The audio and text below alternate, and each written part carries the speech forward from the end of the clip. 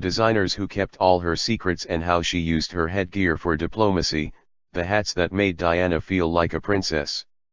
There was no other girl in the world who wore as many hats as Princess Diana did during the 80s. On the day she signed up to the firm in St. Paul's Cathedral in 1981, millinery-wearing was in the job description.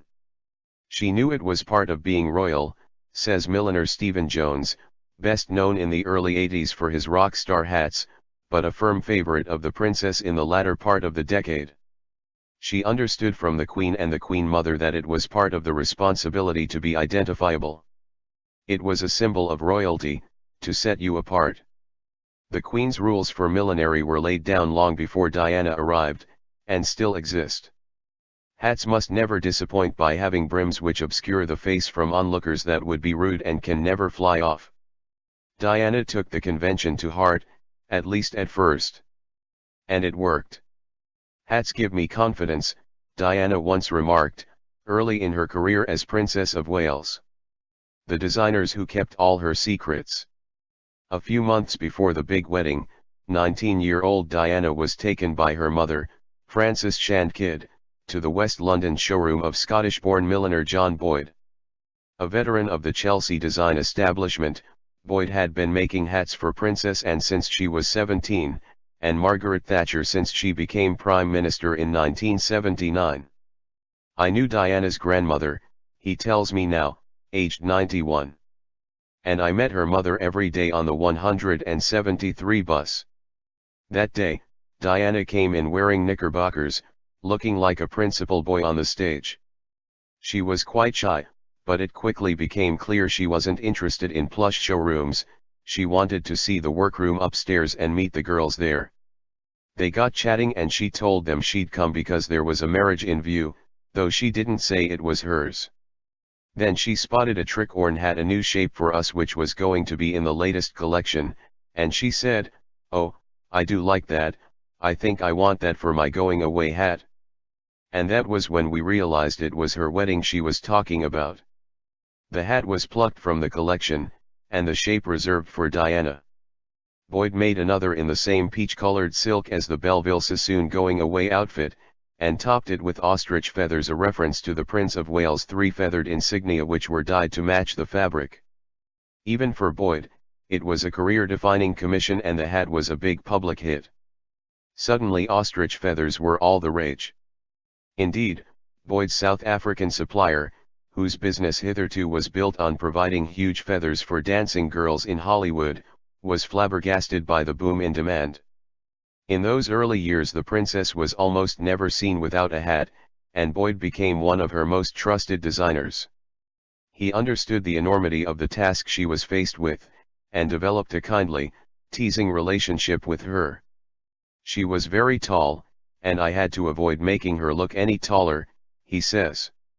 She liked hats that fitted quite close to her head, and she liked little nets and veils too, which also became very popular.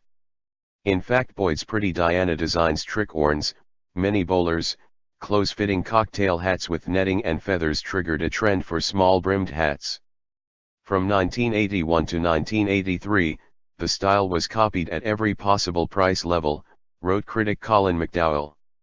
At 7.5, her hat size was a little bigger than average, and her hair was quite springy, so Boyd bought special wire combs from Thailand to keep the hats on her head. She had a great sense of humor, he says.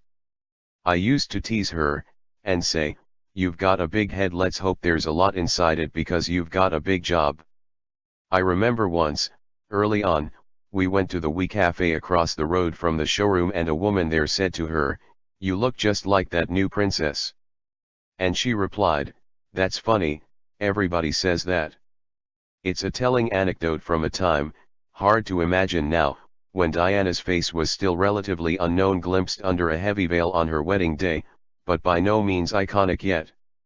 She did have a wonderful fashion sense, says Boyd. She knew just how to wear hats and look chic.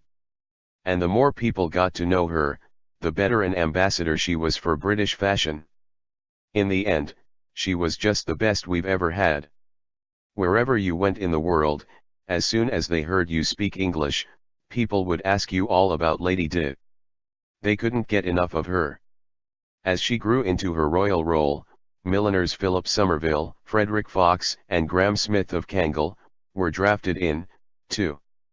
The Australian hat maker Fox was particularly influential in the mid-80s, when Diana began to experiment with wider brims and was seen wearing his flying saucer-shaped hats at Ascot.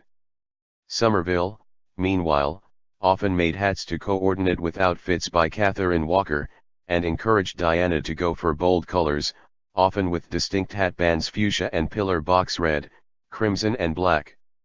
This was in marked contrast to John Boyd's more discreet affairs. He was also behind Diana's move into Jackie Kennedy-style pillboxes, which she wore perched on the back of her head. Stephen Jones, much nearer to Diana's own age and best known for hats worn by Boy George and Madonna, came up with a series of berets.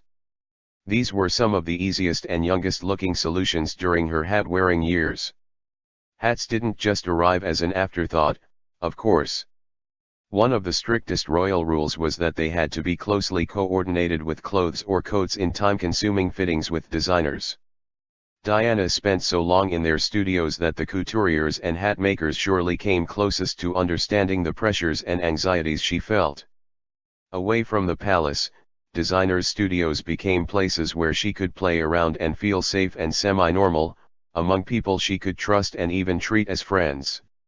Her milliners and dressmakers never leaked to the press, never expected to be mentioned in palace releases, and never gossiped out of turn. Under those circumstances, they could hardly fail to pick up on her problems. "I think you could tell from the beginning that the girl wasn't going to have a very happy future," says John Boyd, who saw how isolated and unsure she was. "She absolutely adored her boys when they came along, but knowing how it would end, it was very sad."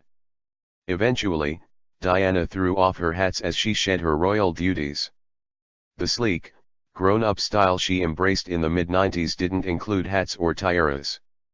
But to the end, and beyond, she kept the admiration of the professionals who worked with her and, in their discreet, careful, and typically British way, looked out for her, too.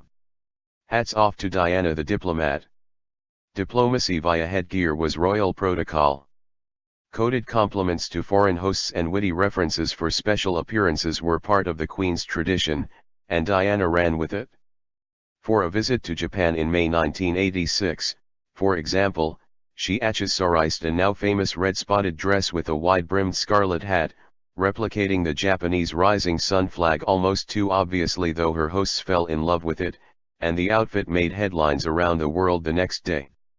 Meanwhile, a Philip Somerville blue and white turban hat was commissioned for a trip to Dubai in 1989, a stylish means of keeping her hair from view, in line with the country's more conservative attitude to female dress. Somerville also made her a sleek pagoda-shaped hat in purple silk with a wide brim and a pointed crown to match a Catherine Walker outfit worn on a visit to Hong Kong in 1989. Milliner Graham Smith provided the suitably military-style white hat for Walker's outfit for Diana when she attended a passing-out parade at Sandhurst in 1987. But most daring, and either horribly mistaken or gloriously witty, depending on your taste, was the hat she wore to Ascot in 1986. Its black silk brim and crown of green and black polka dots matched her spotty dress. With an outfit so clearly referencing lurid jockey silks, onlookers might have been forgiven for expecting Diana to saddle up for the races herself. She loved dressing up, because in a way, the clothes and hats could speak for her when she couldn't, says Stephen Jones.